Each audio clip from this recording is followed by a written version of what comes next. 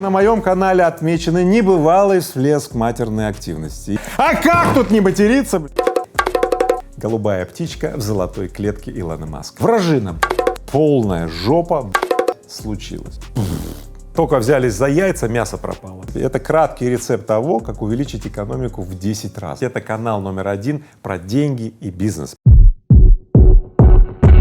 В чем секретный соус? Я отвечу на вопрос. У всех людей разный рост, и не важно, где ты рос. А в чем секретный соус? Окей, я еще раз отвечу на этот вопрос. Привет! Это недельный обзор новостей на канале Игоря Рыбакова. И начинаем, как обычно, с хорошей новости про животных. В Москве обнаружили пьяных птиц. Орнитологи порекомендовали организовать для них вытрезвитель в домашних условиях. Вот так. Дело в том, что птицы после того, как нажрутся ягод, забродивших немного, могут немножко вот того, да, запьянеть, да, поэтому если вы видите птицу, которая вот так вот или вот так вот, да, короче, надо такую птичку поместить в коробочку, поставить в темное тихое место, оставить в покое на несколько часов, а после этого она проспится, ее можно будет спокойно выпустить, вот. И да, вот еще что. После пробуждения, заявила эксперт, пернатая захочет пить, поэтому не забудьте поставить рядом с ней миску воды. Запомнили? Действуйте. В пятницу министр обороны Сергей Шойгу доложил Владимиру Путину о завершении частичной мобилизации России. По словам Шойгу, план по призыву 300 тысяч человек выполнен, никаких дополнительных задач не планируется. Да, вот такая хорошая новость, однако юристы в один голос все заявляют, что отмена частичной мобилизации может быть произведена только указом президента России Владимира Путина, а об указе ничего не сообщается. Поэтому напомню еще раз, 21 сентября Владимир Путин подписал указ о мобилизации в России. Сегодня уже сами знаете, какое октября. Пока указа о завершении частичной мобилизации Владимира Путина не зафиксировано. Центробанк решил оставить ключевую ставку на уровне 7,5% и не стал ее снижать впервые с марта. До этого вот она все шла вниз и тут вот застопорилась. Некоторые экономисты, бизнесмены, да, заявили, что запустить экономический рост в России невозможно, если ставка будет выше 5%. Стало быть, по их мнению, да, Центральный банк, значит, препятствует возможности экономического роста в России. Ну, напомню, у Центрального банка другие задачи. Ему монетарную, так сказать, политику поддерживать, так сказать, ставки, инфляционное давление и так далее. У него нет, в общем-то, задачи экономического роста. А экономическим ростом кто занимается? Ха-ха! Министерство экономического развития. Вот и пусть занимается. Вот. Поэтому на самом деле вот этот вот конфликт интересов, он всегда приводит вот именно к такому обстоятельству, что одни заботятся за стабильность, а развитие — это, вообще говоря, нестабильность, это провоцирование направленной нестабильности. Вот и все. Однако я, в общем-то, согласен с экономистами и предпринимателями, которые говорят о том, что если в России не появится дополнительные 20-25 триллионов рублей, то наша экономика будет дальше стрессовать и депрессировать. Вот и все. Ага, этого не может произойти при такой ключевой ставке. Ведь ставка 7,5% в Центральном банке означает финансирование там в коммерческих банках или государственных банках на уровне более 10%. При такой ставке предприниматели, бизнесмены не будут строить, они не будут брать риски, это риски для них непосильные. Вот и все. Так и сидим. То есть ради сохранения стабильности мы отказываемся от экономического роста.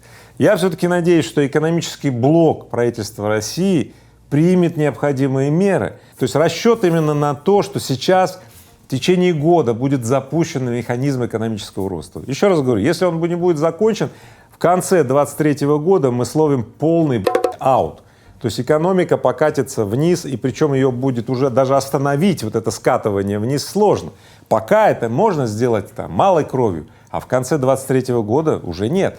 Поэтому я надеюсь, что правительство Российской Федерации сможет принять необходимые решения и, самое главное, действия уже в начале 2023 года. О чем еще говорила Набиуллина на вот этом вот совете директоров Центрального банка? Набиуллина назвала частичную мобилизацию возможным фактором роста цен. И вообще говоря, Набиуллина отмечает, что, в общем-то говоря, все, что сейчас происходит в стране, все равно приведет к разгону к инфляции. Тогда вопрос Центральному банку: что вы тогда боретесь с инфляцией, если она все равно будет? Тогда давайте там проводите политику, да, на опережающий рост экономики, чтобы рост экономики, да, выгреб страну и поддержал страну. Также глава Центрального банка добавил, что по уточненным данным инфляция по итогам 2022 года составит все-таки 12-13%, а раньше предполагалось 11-13%.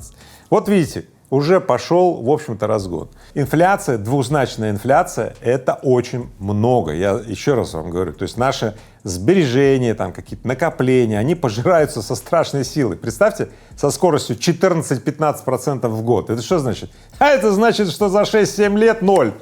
Все. На самом деле, кроме экономического роста в России ничего не может поддержать наше, житие-бытие. Иначе нам, в пещерах жить и по волчьи выть. Также Набиуллина заявила, что нижняя точка спада ВВП Российской Федерации придется на середину 2023 года. Здесь понятно, основной удар вот этих всех санкционных давлений, он придется именно на 2023 год, а это факторы снижения валового продукта. Далее Набиуллина отметила, что кредитные ставки перестали снижаться, а условия выдачи кредитов стали более жесткими. Конечно, коммерческие банки и те, кто выдают суды, они уже знают о том, что инфляция будет разгоняться и обслуживание кредитов будет затруднено вот этими новыми заемщиками, поэтому они ужесточают условия выдачи. Также Набиуллина заявила, что Центральный банк пока не имеет возможности увеличить для граждан лимит на вывоз из России наличной валюты свыше 10 тысяч долларов. У Набиуллиной и у Центрального банка нет такой возможности, а у людей есть. Например, едете всей семьей и каждый везет по котлете, по десяточке, да, и в результате, если в вашей семье, например, 7 человек, значит 70 тысяч косарей вывезли, да? Более того, есть специальные сервисы, которые говорят: ты мне здесь даешь наличные, мы тебе там, за определенную комиссию. Поэтому, ребят, кому реально нужно наличные вывести, тот решит этот вопрос, я в вас не сомневаюсь. Также Набиуллина отметила, что Банк России повысил прогноз по чистому оттоку капитала в этом году с 246 до 251 миллиарда долларов. Когда успели эти доллары Как? Ведь было бы... Как могли просочиться 251 миллиардов долларов через границу? На фоне того, что в прошлом году было всего 74 миллиарда, да, 251 миллиард просто шокирует, правда? На самом деле это бумажное движение капитала, обесценивание и так далее. Это, не означает, что физически через границу ушло 251 миллиард долларов.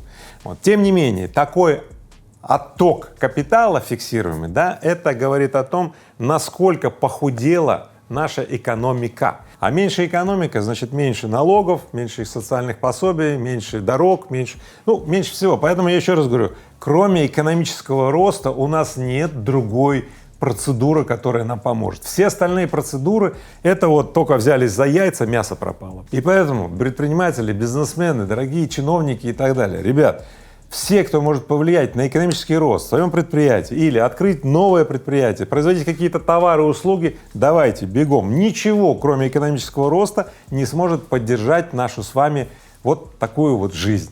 Иначе будем жить, еще раз говорю, очень хреново, и сосать у шарика еще даже будет хорошо.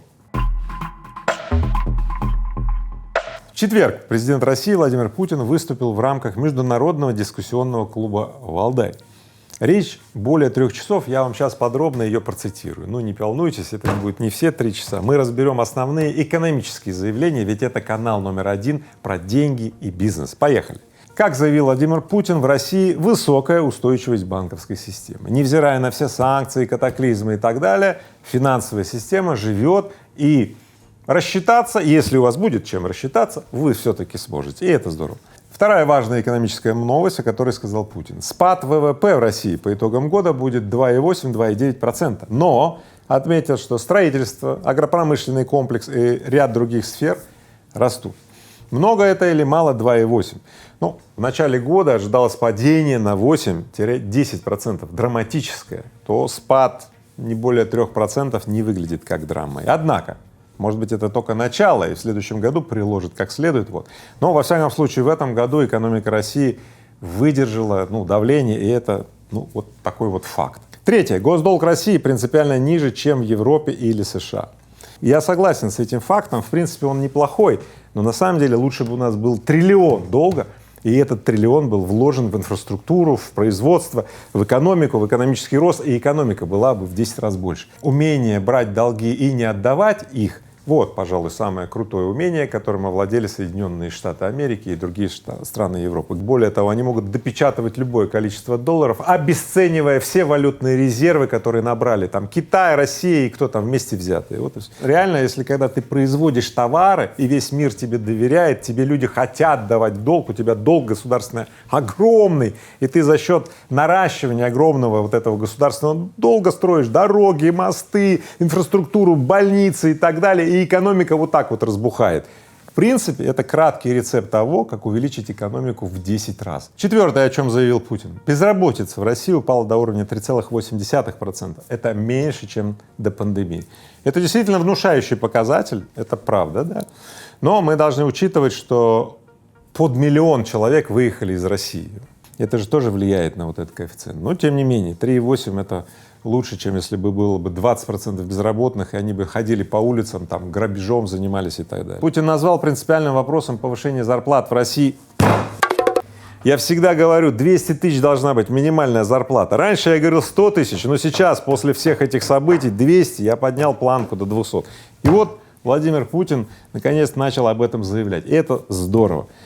Он продолжил. Номинальные доходы граждан растут, но реальные чуть-чуть снизились. Эту проблему можно и нужно решить. Можно указ подписать или какие-то ведомственные акты и сказать, что минимальная зарплата труда в России 100 тысяч рублей. Чтобы не было возможности кемеровскому шахтеру платить меньше 100 тысяч рублей. И все. А ведь сейчас как? Если предприниматели могут платить кому-то меньше 100 тысяч рублей, так они и платят. И что? В результате меня часто спрашивают, а сколько Технониколь платит своим работникам? Но если на рынке уровень зарплат вот такой вот, Технониколь плюс 20% от рынка платит. Поэтому я настаиваю, чтобы мы в России стремились к тому, чтобы минимальный порог оплаты труда был для людей 100 тысяч рублей. Тогда у нас вся экономика разбухнет. И не надо бояться инфляционных давлений. Не надо. Дело в том, что люди 100 тысяч рублей будут тратить на что? На еду, на одежду, на развлечения, на образование, на самое необходимое. Ведь сейчас крайне недофинансированность людей именно по базовым потребностям. Вот и все. И седьмое, о чем заявил Путин в блоке экономических новостей. Экономический блицкриг западных стран против России провалился. Санкции не привели к обвалу российской экономики, заявил Владимир Путин. Экономического блицкрига не случилось, с чем вас я поздравляю, но 23-й год покажет. 23-й год — это вот такая карта откровений. В основном все санкции были отложены, и они начинают действовать вот где-то в декабре, там, в первом квартале 23-го года, и основной эффект, как сказал Набиуллина, будет в середине 23-го года. Так вот, в 23-м году, где-то примерно в это же самое время, в сентябрь, октябрь, мы с вами будем знать все. Да, ну и если вы будете нажимать на кнопку YouTube, если YouTube еще тогда будет, а там не будет канала Игоря Рыбакова, вы примерно догадываетесь, что все, полная жопа случилась.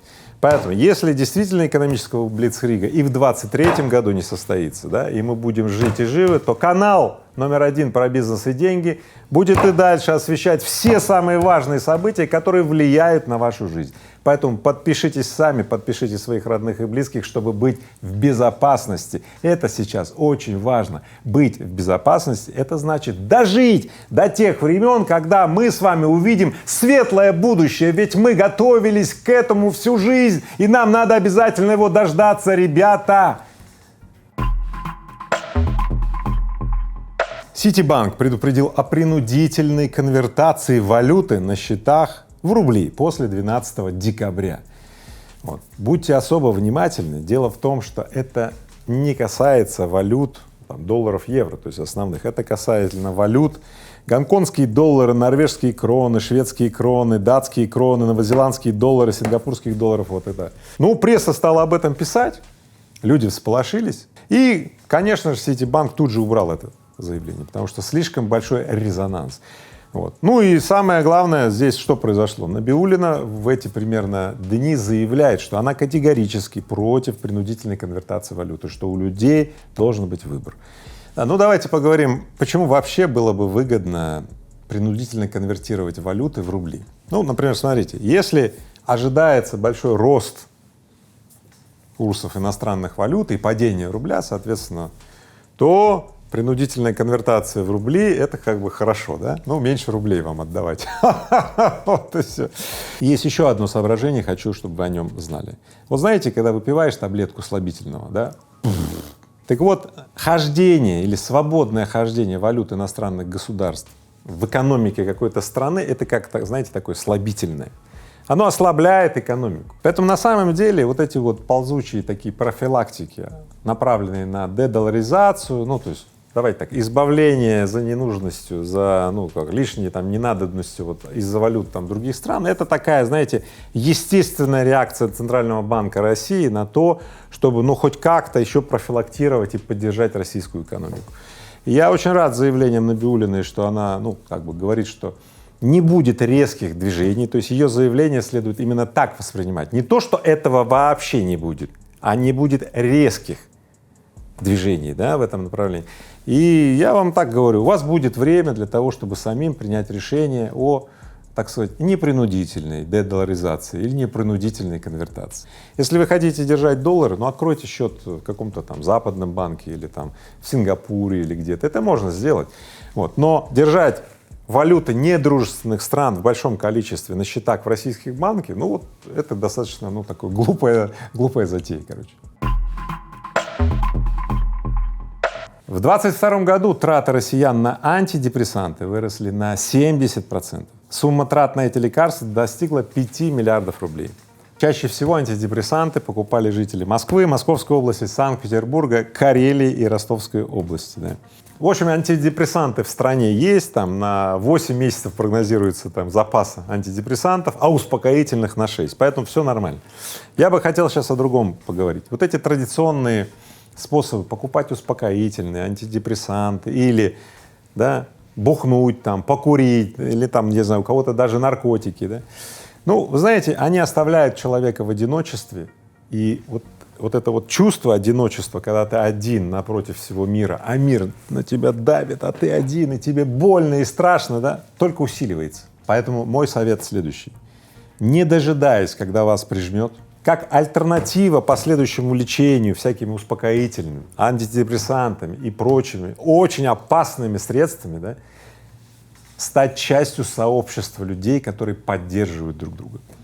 Наше общество очень атомизировано, каждый один на один со своей проблемой. Мы практически не поддерживаем друг друга, мы не помогаем. У нас даже сосед, если вот за забором, он враг, вражина.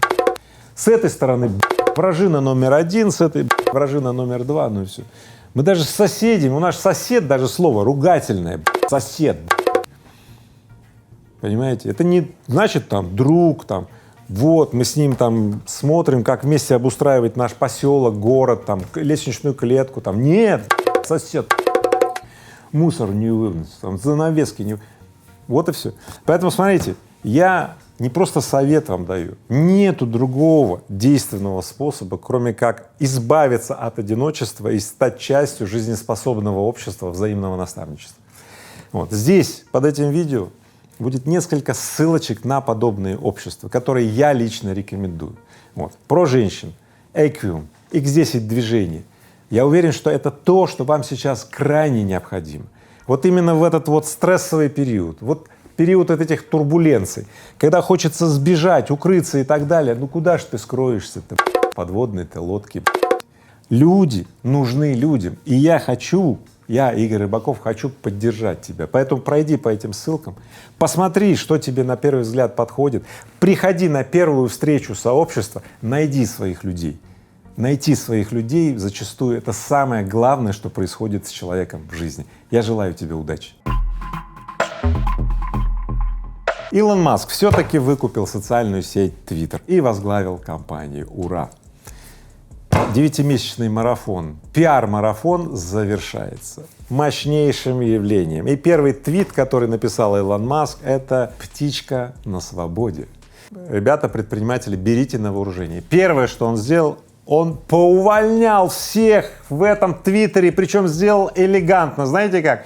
Он всем в твиттере предложил предоставить кусочек кода, который они написали. Таким образом он выявил, кто вообще занимался всякой в Твиттере, а кто умел кодировать. Это ярчайший пример, как надо разбираться с компанией. Первое, что вы делаете, когда вы покупаете какую-то компанию, вы должны кого-то уволить. Ну, а как вам понять, кого уволить? Конечно, желательно уволить людей, ну, не тех, кто с критическими специальностями, да, а, ну, других. IT, программирование и так далее — это очень важные критические функции для именно социальной сети. Вот и все. Пользуйтесь, берите на заметку. И второе, он тут же заявил, что он восстановит украденный у Трампа аккаунт. Напомню, во времена президентства Дональда Трампа, да, в Твиттере заблокировали и аннулировали аккаунт Трампа. Ну и, конечно, Трамп в свойственной его манере уже отреагировал на это. Он сказал: Маск мне нравится, Илон, там все классно, но я не пойду на Твиттер, я останусь в своей социальной сети Truth. Ну, Truth — это не значит трус, это truth, правда, короче, по-английски правда. Короче, ребята, Илон Маск еще даст нам прикурить с этим Твиттером, давайте, я буду держать вас в курсе, ну а сам готовлюсь с наслаждением встретить вот эти вот новые времена Твиттера. Голубая птичка в золотой клетке Илона Маска. Минздрав внепланово проверит медцентр колопроктологии из-за графы «откат в смете на ремонт». Уже появилась нормальная такая вот строчка в смете — откат. Да? То есть ребята забыли удалить, затереть эту строчку, понимаете, просто тупо забыли и подали эти документы в отчет. Аудиторы такие смотрят, говорят: в смысле? В графе «откат» была указана сумма 1,7 миллиона рублей. Вот так ребята нормально написали в графе «откат», сколько им надо занести. Поэтому, ребят, на самом деле, если вы думаете, что все темные делишки делаются во тьме, в сумерках, там, под покровом ночи, вот, пожалуйста, в смете нормально было написано «откат 1,7 миллиона рублей», и все. Все чисто, понятно. Причем наверняка это не первый раз, и это всегда в документах проходило, но просто никто не видел. Никто не видит или не хотел увидеть. Смотрит, говорит: так, это не... Поэтому, ребят, на самом деле, смотрите, все темные делишки делаются не по-темному. Они всегда так хитро спрятаны на самом видном месте, что хрен найдешь. Поэтому пользуйтесь. Если вы действительно хотите, чтобы кто-то не нашел вами спрятанную вещь, разместите ее на самом видном месте. Как очки на лоб, вот так найдешь. Вот ищешь, где очки. Ага, они здесь были, да? Ну ты как поймешь, что они на тобой? Вот и все. Я сейчас не хочу призвать ни к чему. Я просто не могу, я удивляюсь, я возмущен до глубины души. Ну сколько можно, Россияне за год стали на 17% больше материться. В соцсетях стали материться на 17% больше, потому что... А как тут не материться? Потому что было же все так нормально, или вроде шло, вот все, ну вот уже вот, а вот опять вот все. И опять нет. В общем, на 17%, но я с этим не согласен. Я думаю, на 170% стали больше материться в соцсетях. Во всяком случае, на моем канале отмечены небывалый всплеск матерной активности. Или вы не замечаете? Вот давайте так, я вас спрошу. Кто заметил? Пишите мне в комментарии, что заметил всплеск матерной активности. Или кто, если не заметил, тоже пишите. Вот мы с вами поймем, какие вы наблюдательные. Национальное аэрокосмическое агентство Америки, НАСА, в пятницу опубликовало фотографии улыбающегося Солнца. Ну не расслабляйтесь. Вот эти вот пятна на Солнце, это, оказывается, были корональные дыры. Это вспышки на Солнце, понимаете? И ученые сказали: ребята, не думайте, что Солнце улыбается. Ничего хорошего ждать не следует. Это все бури магнитные, и они приведут к сбоям в GPS, радионавигации, в орбитальных спутниках и так далее. Поэтому улыбка на Солнце — это не к добру. Поэтому, когда вы видите, что улыбается как бы человек вот так, по-американски, это оскал, это предвестник бури. Поэтому я бы хотел вам сказать, чтобы вы поддерживали друг друга, держались друг друга, всегда искали своих людей толпой, вот от этих улыбающихся, обороняться лучше, да? Давайте вместе размножать хорошее, пусть плохому места просто не останется. В чем секретный соус? Я отвечу на вопрос. У всех людей разный рост, и не важно, где ты рос. А в чем секретный соус? Я еще раз отвечу на этот вопрос.